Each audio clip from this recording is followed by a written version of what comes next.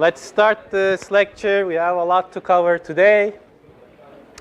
Today we're going to talk about randomized algorithms. So all the tools you've learned in the last week, we're going to get to use them in some very meaningful way in this lecture. But before that, every once in a while, I like to tell you about what we've done so far in the course and what we're going to do next in the course. So let me do that now. So far, what we've been doing, in some sense, like one of the main goals of this course is to formalize computation and algorithm, what they mean, and we've already done that. We talked about computability and uncomputability, and we saw not every problem is computable. And then we talked about computational complexity, in some sense, practical computability. How do you analyze computational complexity of a problem? How does the model change how you analyze it? We saw some neat algorithms, some algorithms that do some interesting, clever things. Some of them in the context of graphs, some nice graph algorithms. Then we talked about identifying intractable problems and NP-complete problems. And then one way to deal with them is using approximation algorithms. We talked about approximation algorithms. Now we're going to talk about randomized algorithms. And you might say, well, maybe this is another way of dealing with NP-complete problems. Maybe there are efficient randomized algorithms for NP-complete problems. That doesn't turn out to be the case. But still, randomized algorithms are quite interesting and useful, so we're going to discuss them. And later on, we're going to be discussing some interesting concepts in theoretical computer science. And, to discuss those interesting concepts, we will have to learn about some mathematical tools. So we're going to have lectures on like number theory, linear algebra, fields and polynomials. And then we're going to also discuss some of these interesting concepts in theoretical computer science like cryptography, Markov chains, quantum computation, communication complexity, and computer science perspective on proofs, and maybe some other stuff.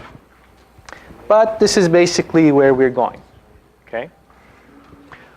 All right, so randomness. So today we're going to talk about randomized algorithms. So let's start with looking at the randomness and the universe. So this is one of the most deep philosophical questions we have.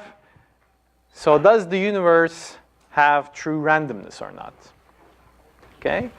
Now, if you look at Newtonian physics, that kind of suggests that the universe evolves deterministically. So if you told me like the initial conditions of every atom in the universe, their position, their velocity, and so on, then I could determine by the laws of physics how that system is going to evolve deterministically. But quantum physics tells otherwise. So quantum physics sort of destroys this idea of a deterministically evolving universe. Now, of course, this is sort of a uncomfortable situation for a lot of people. So for example, there's a famous quote by Einstein saying, God does not play dice with the world or with the universe. And to that, one of the founders of quantum mechanics, Niels Bohr, replied, Einstein, don't tell God what to do. Okay, and today we're pretty confident that Niels Bohr was right and Einstein was wrong with respect to this. So it seems there is genuinely randomness in the universe. But even if there wasn't, so in this course, we're not going to get into this debate about whether there is true randomness or not. Because, even if there was no true randomness, you can still model the uncertainty that you have about certain things using probability and randomness. Okay, so it's still a useful concept. And it does turn out to be that, it's an essential component in modeling and analyzing nature.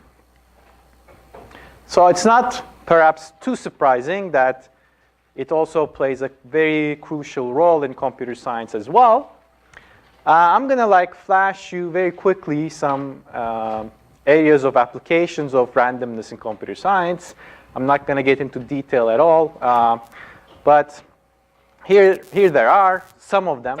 So it's essential in cryptography. So if you want to be unpredictable, and you want to be unpredictable when in the setting of cryptography, then you definitely need randomness.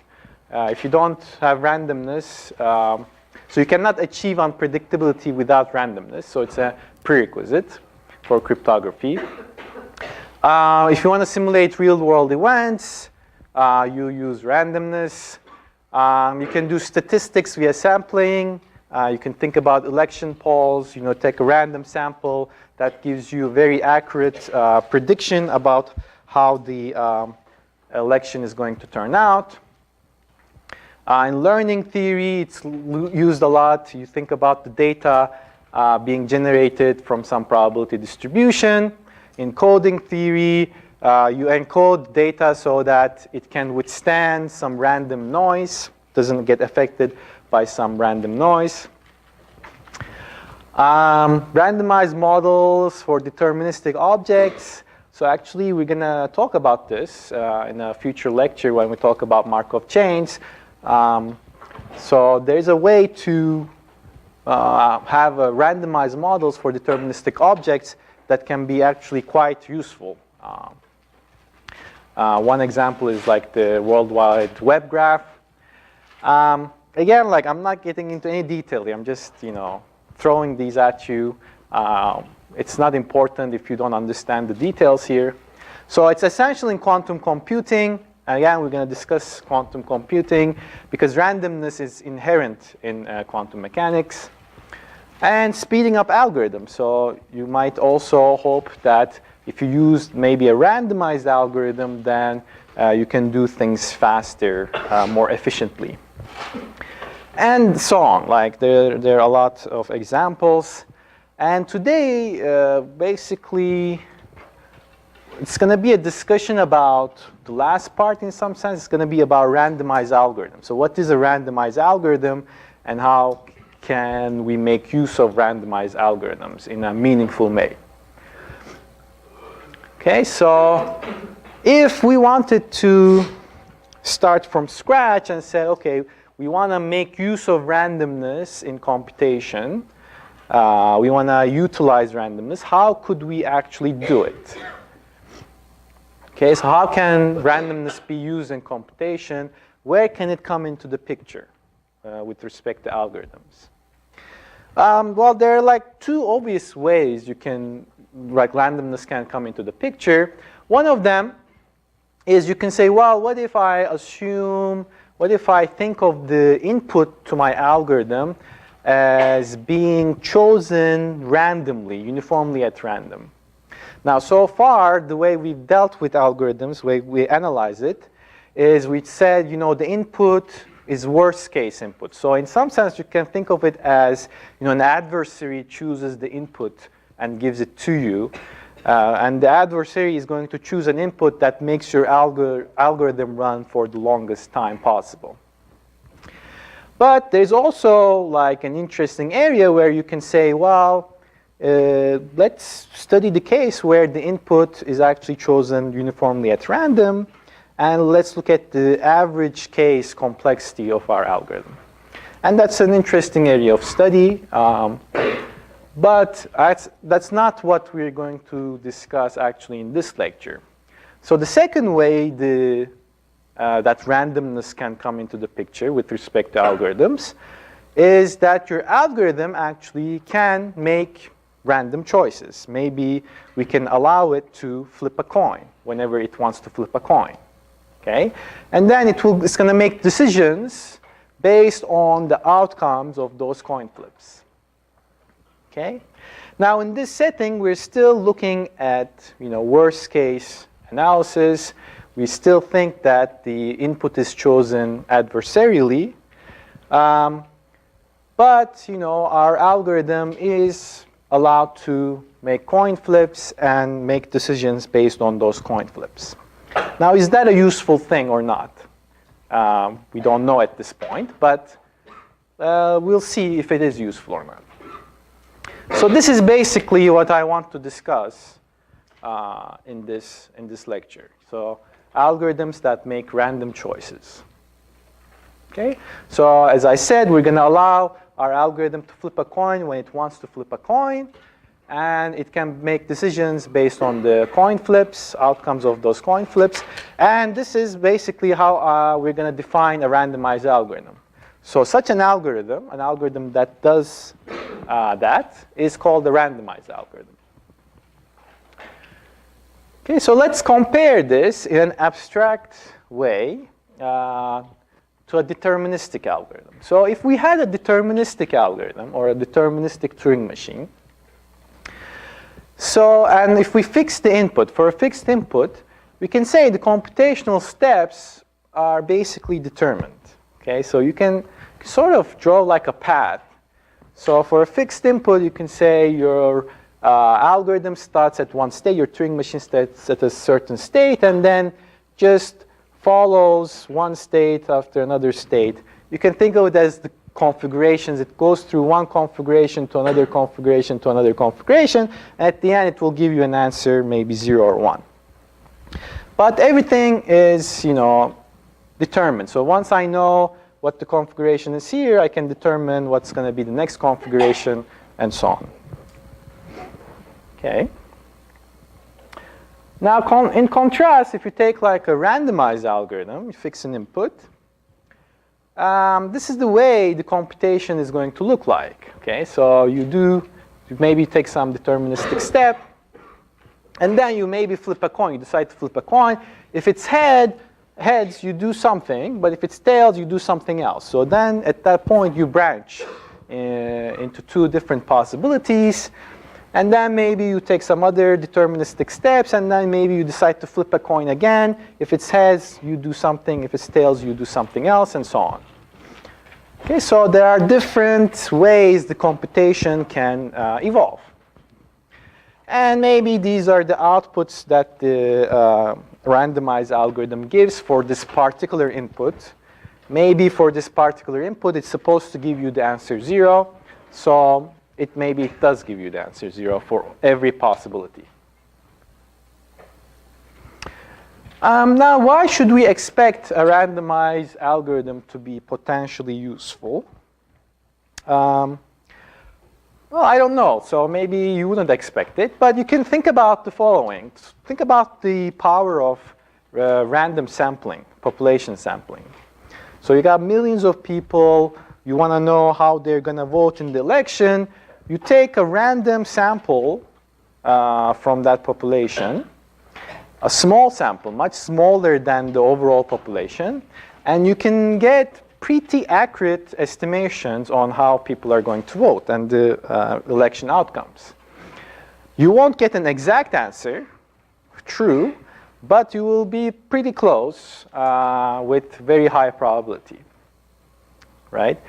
So that might sort of suggest maybe you can try to utilize this power in randomized algorithms as well. Why not try to do that?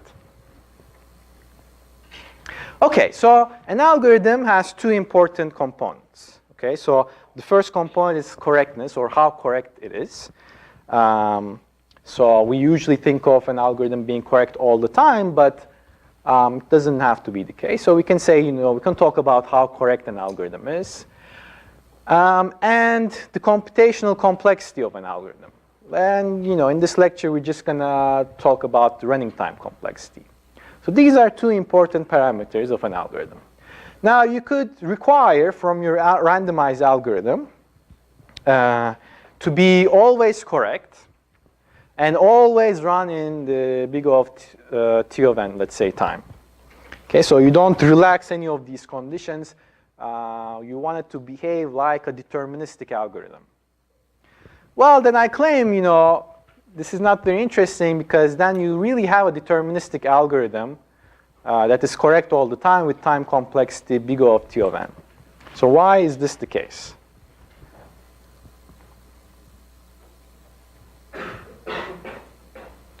Because basically you can take your randomized algorithm and assume you always get heads.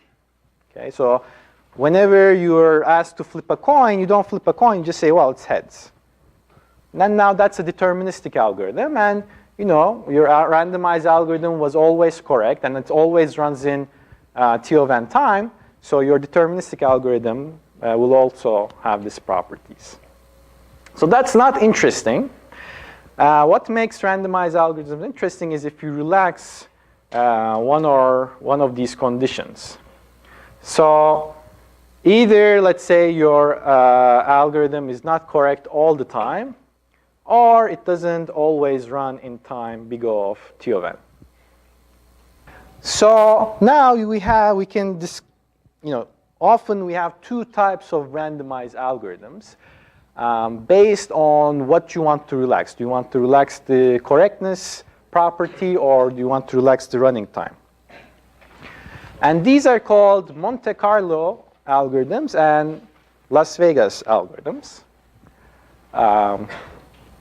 You can try to guess why those names are used.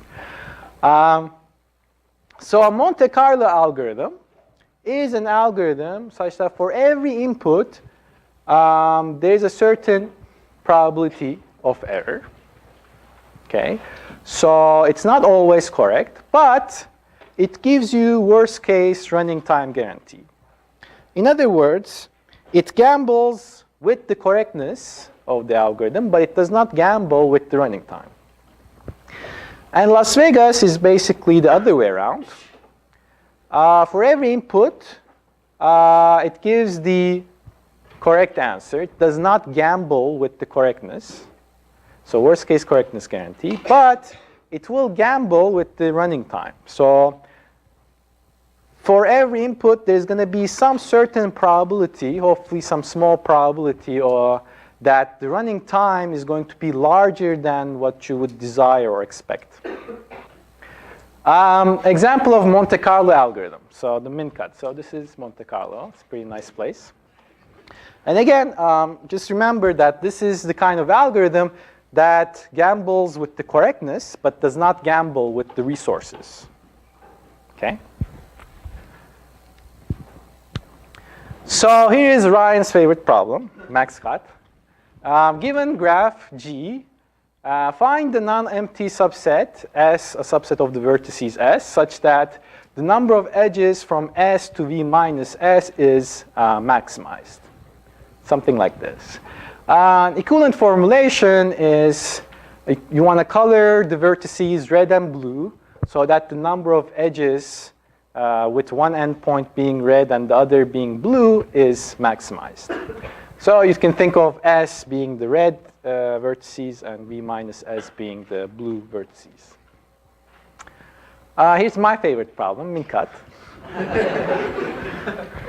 It's actually not my favorite problem, but it's a nice problem. Given a graph G, find a non-empty set. I mean, it's the same problem, but now you want to minimize the number of cut edges. Okay. Now, the max cut problem is actually MP hard. The min cut problem turns out to be solvable in polynomial time, which is quite interesting. What we're going to do now is actually see a super simple randomized algorithm for this. Okay, it's going to be very nice. And I'm just going to, this is called a contraction algorithm. I'm just going to describe it with an example, and you're going to understand how the algorithm goes. Okay, so here is an example. For illustration purposes, I've colored the edges. Now here, what is going to be the size of the minimum cut? Yeah, so you can think about it. It's going to be 2, where you have the vertex E on one side of the partition and all the other vertices on the other side. So that will give you a min cut of size 2. So now here is how the contraction algorithm works. It selects an edge uniformly at random in the graph. So let's say it selected a green edge, the green edge. So that connects B and D, right? The vertices B and D. Then it contracts that edge, meaning it will put B and D together and make them into one vertex. So B and D comes together. That edge contracts. Okay, now B, the edge between the green edge, is now gone. Okay. Now normally, if I wanted to draw this, I could add a self loop to the vertex BD, and that would be the green edge. But we actually delete self loops. Okay, so that edge is gone. And repeat. Okay, so we repeat this process. So we select another edge at random, uniformly at random, from the remaining edges. So let's say the purple edge is selected. Now you contract that purple edge. A and B come together. And then you update these edges. And if there's a self loop, you delete self loops. Again, pick an edge randomly, blue edge selected, contract. And then once you're left with two vertices, like in this case, then we're done. Then the algorithm stops, and it outputs this cut where on the one side we have A, B, C, D, the vertices A, B, C, D, and on the other side we have E, and this is a size 2 cut, and this gave us the minimum cut. But of course, I mean, the algorithm is quite stupid algorithm. It's not doing anything very smart. So, I mean, you wouldn't expect that it would always give you the minimum cut. So, of course, like if we were a bit unlucky, we wouldn't get the min cut. So let's say we do another example. You pick the green edge, you contract it, you get this, and then you pick the yellow edge, you contract that one, and then we end up with the following graph, and then maybe you pick the red edge, you contract, and then you're going to end up now with a cut that has size 3. Okay. So what is the performance of this contraction algorithm? So here's a theorem. So let G be a graph with n vertices. Fix some minimum cut in the graph. The probability that the contraction algorithm will output the cut is going to be 2 over n times n minus 1. In other words, 1 over n choose 2. So, okay, should we be impressed by this? Well, okay, let's see. Well, first of all, it runs in polynomial time, so that's good. So I'm not going to formally analyze the running time. You can go home and check yourself. But I'll just say that there are n minus 2 iterations in the algorithm, right? So in every iteration, we're contracting an edge that basically gets rid of, in a sense, one of the vertices. And we're going to run the algorithm until we end up with 2 vertices. So it's going to run for n minus 2 iterations. And in each iteration, you can check, you do polynomial amount of work. So it runs in polynomial time. OK. Now, this probability, 2 over n times n minus 1, doesn't look very impressive. Because if n is like 1,000, that's like 1 over a million. So that's really seems really bad. But actually, I would argue that it's much better than you think it is, because it's really doing something smart. the reason is that there are actually exponentially many cuts in the graph, about 2 to the n. And clearly, if you were to like just choose randomly a cut from all of these possible cuts, your success probability would be like 1 over 2 to the n, exponentially small, very tiny. But this one is like 2 over n squared, essentially. So it's really doing something much more smarter than just picking uniformly at random a cut. Okay. So that's one thing. And the other thing is, and this is quite remarkable as well, there's a way to actually boost the probability of success to 1 minus 1 over e to the n and still be in polynomial time. Wow, this is like, if n is 1,000, 1 over e to the n, well, that's practically 0, right? I mean, theoretically, maybe it's not 0, but practically it's 0. So this is like basically an always correct algorithm in some sense. Okay? And the remarkable thing about this is that this is not just true for this particular algorithm, but we can do this kind of boosting basically for any Monte Carlo algorithm. Okay, so what we're going to do is we're going to now prove this theorem. Okay, and because it's quite a nice analysis. Okay, now if you're going to fix some minimum cut. I should also mention that the way we're measuring the success probability, we're saying, we fix some minimum cut, and we want that our algorithm outputs that minimum cut. Now you can say, well, there might be more than one minimum cut. What if the algorithm doesn't output this minimum cut, but it outputs some other minimum cut? True, but we're going to be conservative about this, and we're going to say we want it to output this particular minimum cut. If we get a bound on this, that's definitely a bound on the general case where it may perhaps output a minimum cut, which is not this particular minimum cut. And it could also be the case that the graph has only one minimum cut. So a priori, we don't know if the graph has one minimum cut, 100 billion, we don't know. So this is basically a safe analysis. Okay. So we fix some minimum cut, and we want our algorithm to output this minimum cut. So here is the cut. We're going to call the edges in the cut f. Okay.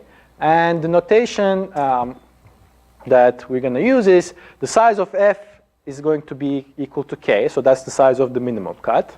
And as usual, the size of v is n, and the size of e, the edges, is m.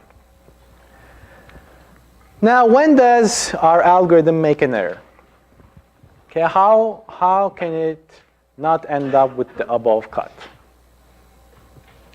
Well, think about the following case. What if the algorithm picks an edge in f and contracts it? Then can we say that, is it possible that it can output this minimum cut? No. Right? So then it cannot output f, clearly. Conversely, actually, you can also say, well, what if it never picks an edge in f to contract? Okay, so whenever it picks an edge, it's always like within s or within v minus s. It never picks an edge in f. Then does it output this particular cut? Yeah, of course, right? Then it will output f. Right? So everything in s will be contracted, everything in v minus s will be contracted, and you will end up precisely with the cut that we're after. So this is nice, right? Because now we know that the probability that the algorithm outputs f is the probability that algorithm never contracts an edge in f. Right? So That's an equality. And so what we're going to try to do is we're going to try to analyze this probability that algorithm never contracts an edge in F. And we want to show that this probability is basically at least 2 over n times n minus 1. That's the goal. Okay. So to do this, let's define some event. So we're going to let EI be the event that an edge in F is contracted in iteration I of the algorithm. And how many iterations are there? As we discussed, there are n minus 2 iterations. In each iteration, you get rid of one vertex, essentially, and you stop when you have 2 vertices left. So you have n minus 2 iterations. So then, using now these events, I can write this probability algorithm never contracts an edge in F as this. So this event, we don't contract. So this bar is the complement of the event E1. So we don't contract an edge of F in the first iteration, and we don't contract an edge in the of F in the second iteration, and so on and so forth. Okay, so we are looking at this probability. We want to bound this probability. We want to show that this probability is at least 2 over n times n minus 1. Now, when you have like a probability like this, the first thing you should try is, well, are these events independent? Because if they're independent, then we can write it as the product of these probabilities, of these events. But, you know, life is not always simple. So the events here are not going to be independent, so we won't be able to do that. But there's another thing we can try to do. We can try to use this chain rule. Okay? So we can write this intersection, the probability of this intersection, as the probability of not E1 times the probability of not E2 given not E1 times the probability of not E3 given not E1 and not E2, and so on. Okay, so this is a useful trick. And you can hope now, once you write this, that maybe we can try now to bound each of these terms one by one and analyze this probability. And that's precisely what we're going to do. So we're going to look at these terms, these probabilities one by one, and try to bound them. So the starting point is probability of not E1, or let's bound probability of the event E1. So what is the probability that we contract an edge from F in the first iteration?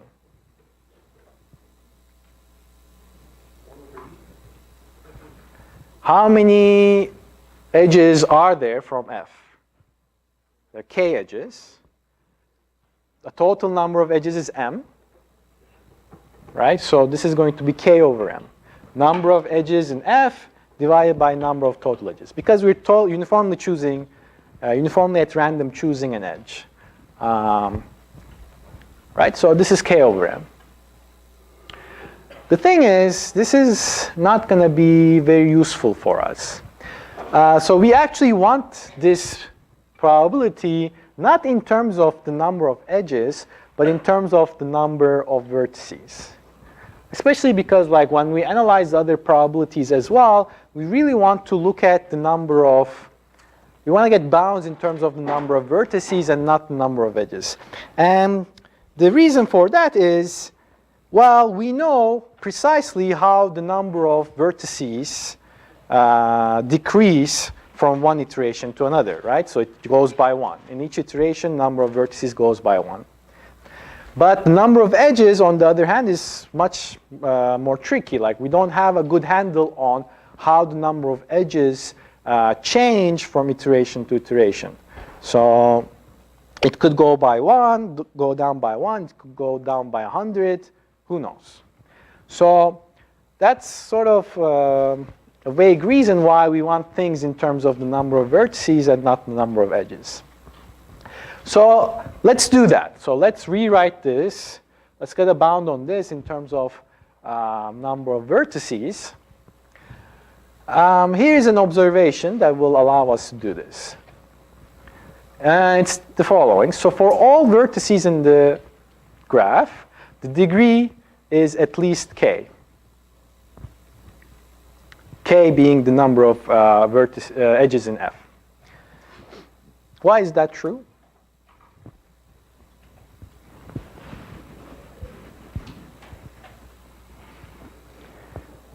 Because if there was a vertex that had degree less than k, then we could get a minimum cut of size less than k. Why? Because I would just take that vertex and put it in one side of the partition, and all the other vertices go on the other side of the partition. Right? The size of this cut now is the degree of this vertex in S. Right? So if there was one vertex that had degree less than k, then the minimum cut would have less than k edges. So it must be the case that every vertex has degree at least k. And also recall the following equality. Maybe this was from like the first graph lecture. Sum of the degrees of all the vertices, they sum up to 2m. Okay. But now, you know, the sum of the degrees, I know that this is going to be at least k times n, the number of vertices. So this allows me to say that 2m is at least k times n. Okay. Now, here's what I had for probability of E1, which was k over m. I can rewrite this now using this inequality. If I rearrange that inequality, I see that this is less than or equal to 2 over n. Right? K times n is less than or equal to m times 2. So that's great. So now we have a bound on E1 in terms of the number of vertices, is most 2 over n. So the complement event, probability of not E1, is at least 1 minus 2 over n. Okay, so coming back to our formula here, right? So the first term, we're able to replace it with 1 minus 2 over n. So then we keep going. We look at the next second one. Probability of not E2 given not E1. That's, of course, nothing but 1 minus the probability of E2 given not E1, the complement event. And this is going to be now equal to 1 minus k over the number of remaining edges, right? So because if you look at this probability, what are you saying? Given that I have not selected an edge in F in the first iteration, right? So all the edges in F still remain. What is the probability that I will pick an edge from F in the second iteration? Right? So that's going to be, well, k, the number of edges in F, divided by the number of remaining edges. I'm picking uniformly at random.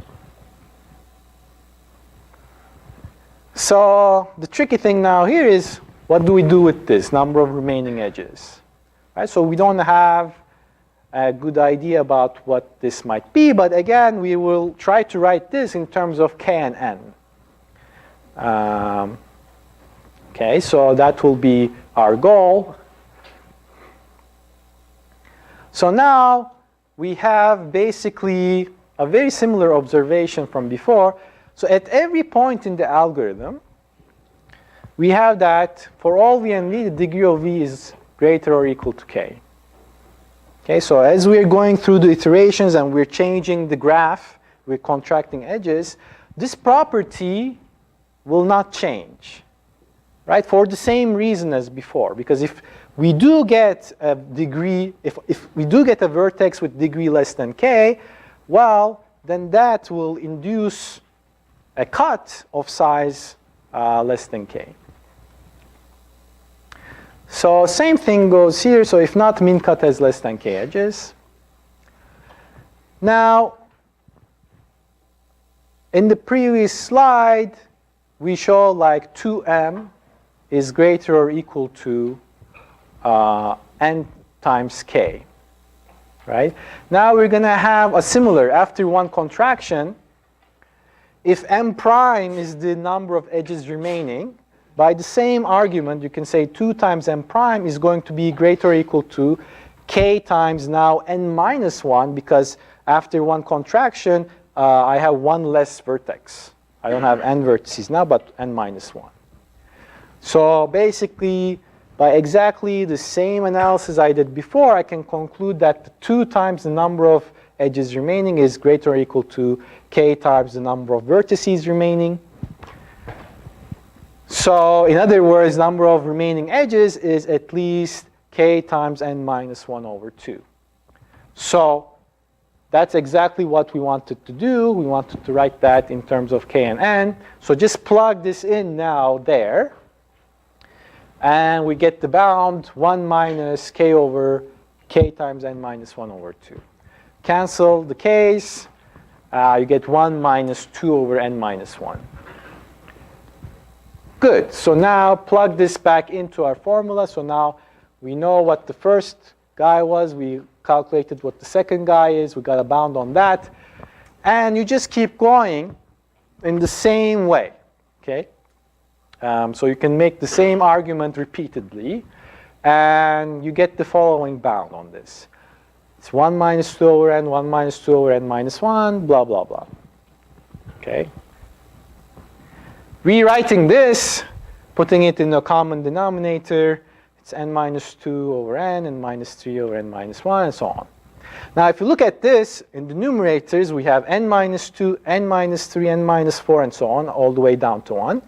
In the denominators, we have n, n minus 1, n minus 2, and so on.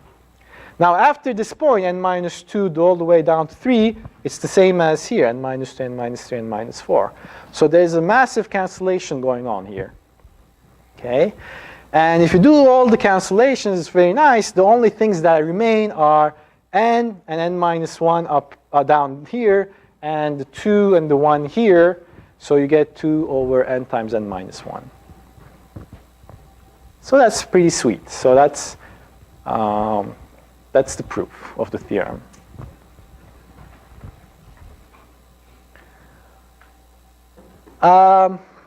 So that's the proof of that theorem. Now let me also discuss quickly this. How do you now go from that probability of success to this kind of probability of success in polynomial time? So that's quite remarkable. And as I said, this does not depend, as you're going to see, does not depend really on the underlying problem or underlying algorithm. You can apply this very generally, this technique. So we're going to boost the success by repeated trials. So what we're going to do is we're going to, run the contraction algorithm. You get a particular cut. Okay? Now using totally fresh random bits, run it again. You get another cut. And then run it one more time, get another cut. Run it one more time, get another cut. And basically pick the one that has the minimum, among all the cuts you've got, pick the one that has the minimum number of edges. Okay. Now, right, so this is what I just described. Run the algorithm, let's say t times, with fresh random bits, output the smallest cut among the ones you find. Now it's clear that if I do this trials more and more times, then my success probability of finding the minimum cut is going to increase. So what is the relation between t and the success probability? That's the question. And our hope is that, if t, by not choosing t too large, we can still make the success probability very good. So let's do it. Again, fix some minimum cut. Let ai be the event that in the ith repetition, we don't find this minimum cut. So the probability that you will fail to find this cut is going to be the probability of a1 intersection a2 intersection at. But now it's nice because these are actually independent events, because in each trial, I'm using new random bits. So what I did in the first trial does not affect in any way what I do in the second trial or the third trial or so on. And each of these probabilities are also the same, right? I mean, probability AI is equal to probability of AJ. So this we can write as probability of A1 to the power T. And we just saw a probability of that we make an error in one trial is 1 minus 2 over n times n minus 1. So we take this to the power T. Again, let's simplify this. It's 2 over n times n minus 1. Let's write it as 1 over n squared. Okay, so just to make things easier. So the probability of error is at most 1 minus 1 over n squared to the power t. And now here's an extremely useful inequality that you should all know. So for all x in the reals, 1 plus x is less than or equal to e to the x. Proof by picture. This is particularly useful, as you can see, when x is close to 0, right? In our case, we're going to pick our x is going to be 1 over n squared. Indeed, it's close to 0. So it is a useful inequality.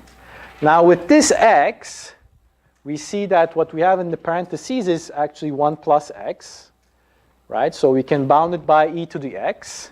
So that's there, here. This is e to the x. And then we also have that power t. So that's e to the minus t over n squared. Now, if you look at this, if t is equal to n squared, that would give you 1 over e as the probability of error. If you chose to do this some constant times n squared times, that would give you 1 over e to the c, that constant. If you did it n squared times logarithmic in n, ln n, that would give you 1 over n probability of error. Now, this is pretty good, right? So here we're getting really good.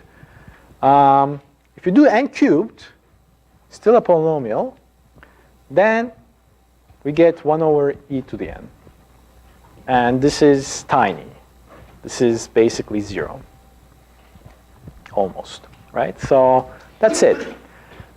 And as I said, you can always boost the success probability of Monte Carlo algorithms via repeated trials. Right, so the conclusion for min-cut is that we have a polynomial time algorithm that solves the min-cut problem with probability 1 minus 1 over e to the n. It's very good, and it's a very simple algorithm. So as I said, this is theoretically not equal to 1, but practically equal to 1.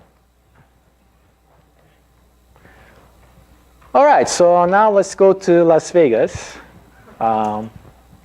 So this is going to be the quicksort algorithm. Doesn't gamble with the correctness. It always gives you the correct answer, but gambles with the resources.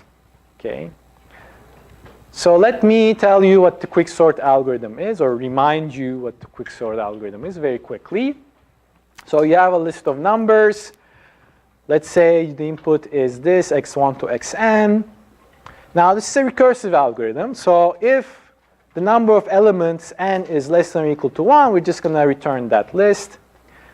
Otherwise, we're going to pick uniformly at random a pivot, x sub m. So let's say in this example, the pivot chosen is 4, the first element. Now what we're going to do is we're going to take this 4, and we're going to compare it with every other element in the list. Compare it with every other element in the list, and then we're going to create two sets, S1 and S2. S1 is going to be all those elements that are smaller than the pivot. In this case, 2 and 0. S2 is going to be all those elements that are bigger than the pivot, 8, 7, 99, 5. And then we're going to use the magical recursion, recursively sort S1 and S2. And then you, of course, return the concatenation of S1 with the pivot and S2. And that's it. So this is a Las Vegas algorithm, always gives the correct answer. But the running time can vary depending on our luck. Okay, so what's the worst case scenario? Suppose we were unlucky, we always ended up picking the first element as the pivot. And the input was the following, 7, 6, 5, 4, 3, 2, 1. So how many comparisons would we make in this case? Well, you would pick first the 7 as the pivot. That would be compared with everything else, so that's n-1 comparisons. Then S1 is actually the empty set, and S2 is going to be the set 6, 5, 4, 3, 2, 1. And you repeat, you pick 6 as the pivot, compare it with everything else. So that's going to be another n-2 comparisons, and so on. So you can see, you can convince yourself that the number of comparisons is this, which is n times n-1 over 2, which is omega n squared. Another way to look at this is, you can write the recursive relation for the number of comparisons. And that's going to be, T of n is going to be number of comparisons you make in this particular situation is going to be the number of it's going to be n-1 comparisons at the first level, and then recursively T of n-1. And this also, gives that. Base case scenario, what's the best choice of the pivot would be? Well, as we said, no matter which pivot you choose, right, at the high level, you're going to make S-1 comparisons before you make the recursive calls. So that's unavoidable. So then, depending on the sizes of S1 and S2 that you end up with, you can say, well, the number of comparisons is going to be T of S1 plus T of the size of S2 plus n-1. So this size of S-1. Or in other words, if let's say the size of S1 we denote it by K, so this T of K plus T of n minus K minus 1 plus n-1. Now, if K is close to being n over 2, then you can easily see it's going to be order n log n. In fact, if K is any constant fraction of n, then you still get this kind of bound. Okay, so the best we can hope for in a quick sort is n log n time. But if we are unlucky, we could end up with n squared running time. So let's look at the expected number of comparisons. Expected for fun. So let x be the number of comparisons. We're asking what is the expectation of x? How can we bound expectation of x? And the first, when you want to bound an expectation of a random variable, the first thing that should come to your mind is indicator random variables plus linearity of expectation. So this is like the most effective tool, one of the most effective tools in probability theory. Okay. So in this context, what we want to do is, if x is the number of comparisons, we want to write x as a sum of indicator random variables. So maybe something like x equals the sum of xi for some indicator random variables xi, where xi is equal to 1 if some event ei occurs, and it's 0 otherwise. And once we do that, then things are nice because we can then say, well, the expectation of x is the expectation of the sum, but by linearity of expectation, this is the sum of the expectations of the xi. And since the xi are indicator random variables, there's a very a nice way to write expectation of an indicator. It's just the probability of the corresponding event, EI. Right? Why is that? Because by definition, expectation of an indicator random variable xi is 1 times the probability that xi is equal to 1 plus 0 times the probability that xi is equal to 0. This 0 part is gone. So this is probability of xi equals 1, which is the same as the probability of the event EI. Okay, so that's the method, indicator random variables plus linearity of expectation. In this context now, let's try to do this. So we're going to define the following random variable. Xij is the number of times xi and xj get compared. So it's definitely true that x is equal to the sum of the xij. So this sum, it's actually a double sum like this. I goes from 1 to n minus 1, j goes from I plus 1 to n. Basically, for each pair of elements, xi and xj, I have a term in this sum. Okay, so for each pair of elements, I have a term. So that's nice, but is xij indicate a random variable? So how many times do xi and xj get compared? Okay, so here's the picture. This is a snapshot from the algorithm to help you. How many times do xi and xj get compared if we pick two elements? Well, can it be possible that they don't get compared at all? So that's possible. So if you ask, for example, let's look at 2 and 5. Right? If you pick the pivot 4, 2 is going to end up in S1, 5 is going to end up in S2, and once they go into different sets, they will never interact with each other again. So in that case, they never get compared. So it's possible that they don't get compared at all. Now, how is it possible that they do get compared? Well, in the algorithm, if you look at it, you compare elements only when a pivot is chosen, and that pivot is compared with all the remaining elements. So 4 is chosen, let's say, and you compare with everything else. Right?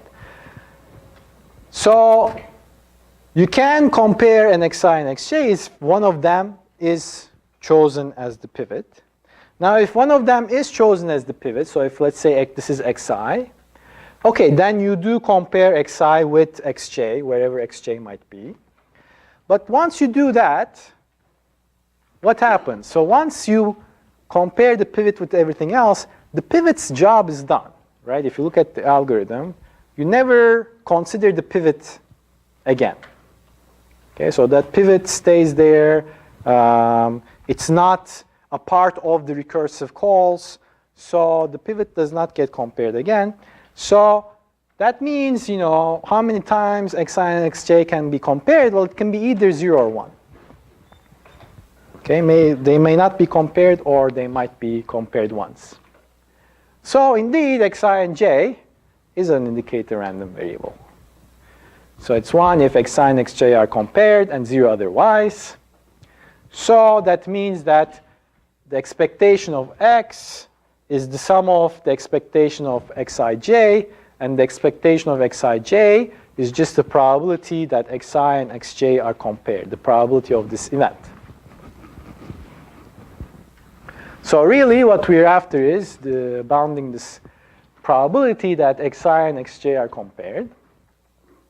We're going to do a slight tweak. We're going to reorder things, not a big deal. So let y1, y2, and yn be the input elements in sorted order. Okay, so if we had this example, we have x1 all the way up to x7, but you know, y1 corresponds to 0 because that's the smallest, y2 corresponds to 2 because that's the second smallest, y3 is 4 because it's the third smallest, and so on. And by the way, we assume that every element is unique, just for simplicity. Not a big deal again. So anyway, so we can rewrite this expectation as the probability that, as the sum of the probabilities that yi and yj are compared, right? Because, as I said, the sum contains a term for each pair of elements, right? And then this also has, similarly, a term for each pair of elements, right? So we just reordered things, but otherwise, these are exactly the same. So let's see what we can do with this. So the claim now is that, the crucial claim is that the yi and yj, the probability that they get compared is 2 over j minus I plus 1. Okay, so if we prove this, we're going to be in good shape. So here's the proof. We're going to define the following set. The set yij, which contains yi plus 1 all the way up to yj. Okay, the size of the set, by the way, is j minus I plus 1, the value appearing in the denominator. Now consider the algorithm when a pivot P is chosen. Some pivot is being chosen. There are 3 cases to consider. In the first case, P, this pivot, is not a part of the set yij. The second case is going to be when P is a part of yij, but it's not yi and it's not yj. It's not the endpoints. And the third case is, of course, when P is equal to yi or P is equal to yj. Okay. Now what happens in the first case? If P is not yij, then notice that P is either smaller than everything in yij or it's bigger than everything in yij. Right? So we have yi to yj, they're consecutive elements. So if P is not in the set, in this consecutive set of elements, it's either smaller than everything or it's bigger than everything. And if it's smaller than everything or bigger than everything, then that means that when you choose the sets S1 and S2, yij is either all going to go into S1 or it's all going to go into S2. Right? So in this case, we're not at this particular point of the algorithm, we're not really comparing yi and yj, right? So we're sort of deferring this comparison, if it's going to happen, to the recursive call. What happens if P is equal to, P is in yij, but it's not yi and it's not yj? Okay, so if it's not yi, it's not yj, it's some other element in the middle, right? But that means that yi is going to be smaller than that pivot, right? So it goes into S1. And yj is bigger, so it goes into S2. So they get separated. And as we say, once they get separated, they live in different universes from then on, and they will not interact with each other. So in this case, yi and yj never get compared. In the third case, well, if pivot is yi or pivot is yj, well, as we said, the pivot gets compared to every other element in the list. So yi and yj are compared. So this is nice, because now we are able to exactly characterize when 2 elements, yi and yj, get compared. Okay? So the conclusion that we can draw from this is that yi and yj get compared if and only if yi or yj is chosen as pivot before the other elements, yi plus 1, I plus 2 to j minus 1. Okay? Or another way to say it is that the first pivot chosen from the set yij is either yi or yj. Okay? If that happens, then they get compared. If that does not happen, they don't get compared. So then it's all about, like, what's the probability of this? and you can go home and convince yourself, because I don't have time, unfortunately, that this is going to be, by just symmetry, 2 divided by the size of yij.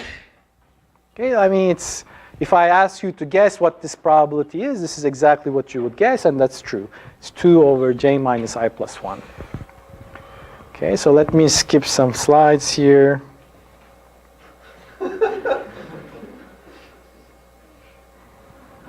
So here we go.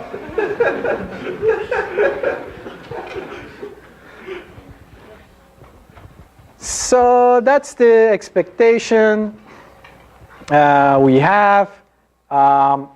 Take the 2 out, you have the sum. And if you write the sum, and you say, what if I equals 1? Well, if I equals 1, you get like 1 over 2 or plus 1 over 3 all the way up to 1 over n. If I equals 2, then you get this sum. And if, go on, if I equals n minus 1, you get 1 over 2. And, basically, this is like the nth harmonic number, except the 1 is missing. But that's OK. So we can bound this by ln n. And, actually, we can say, let's bound this y ln n as well, and all of them by ln n. Then you get 2n times ln n. And that's order n log n. So that's what we have. And you can ask, OK, so the expected number is 2n logarithmic in n. From expectation, can we go to probability? So can we say, we know that the expected number of comparisons is at most 2n ln n. Can we conclude from that with high probability, the number of comparisons is going to be order n log n. So the probability that we're going to do much more than this many steps, much more than this many comparisons, is going to be very small. And yes, indeed, there's a way to do this. And maybe it's a good homework question. I don't know. But there's a way to do this. I don't have time to go over it. But basically, the conclusion that we can draw from this is that we have a sorting algorithm that always gives the correct answer and makes order n log n comparisons with high probability. OK, so conclude final remarks. Randomness is adds an interesting dimension to computation.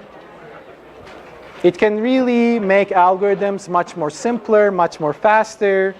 There are indeed some problems that we know how to solve very efficiently using a randomized algorithm, but we don't know how to do it efficiently using actually a deterministic algorithm. So such problems do exist.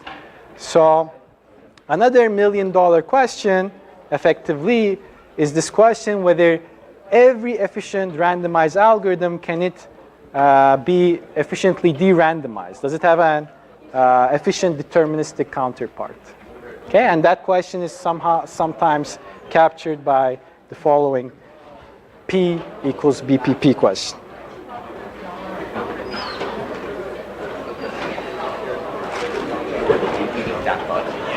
What if BPP